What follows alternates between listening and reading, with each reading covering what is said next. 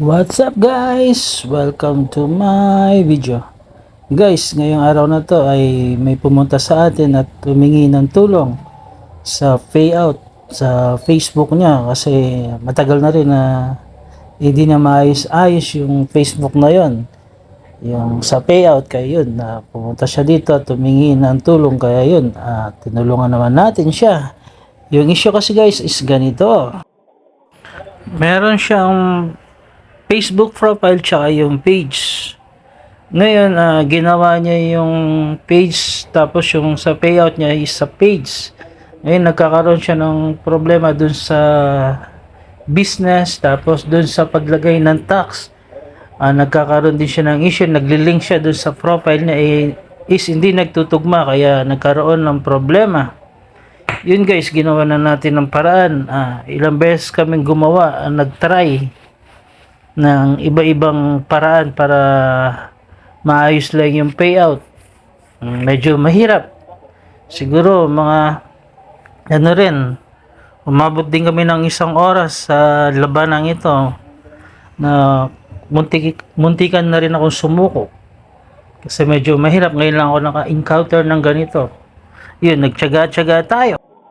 Yun, konti na lang guys, bibigay na ako. Pero gumawa pa rin tayo ng ibang paraan para makuha. Yun, kahit paano nakuha rin natin yung oras niya at saka yung oras ko di nasayang.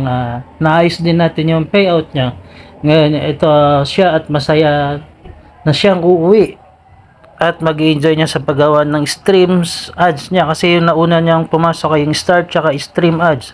Ngayon, meron na siya mga inihintay na payout niya monthly. Kaya guys, kayo rin, tsaga-tsaga lang talaga sa paggawa ng mga reels o stream ads or video para darating yung panahon yung magkaroon tayo ng mga extra kita.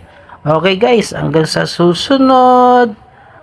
More blessing po sa ating lahat. Sana po lahat ng mga nagsasupport sa akin is maraming salamat po sa inyong lahat. Alam niyo na po kung sino kayo at hindi ko na kayo iisa-isahin. Kaya guys, sa may mga problema dyan, PM nyo lang po ako. Baka po makatulong po ako sa inyo. Thank you!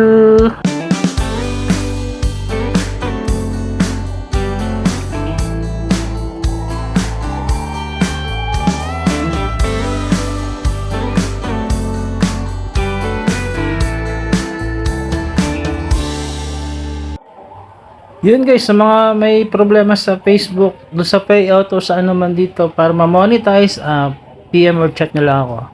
Maraming salamat po ulit. Sana po patuloy po tayo sa pag-support sa mga kasama natin, pag-share po. Thank you.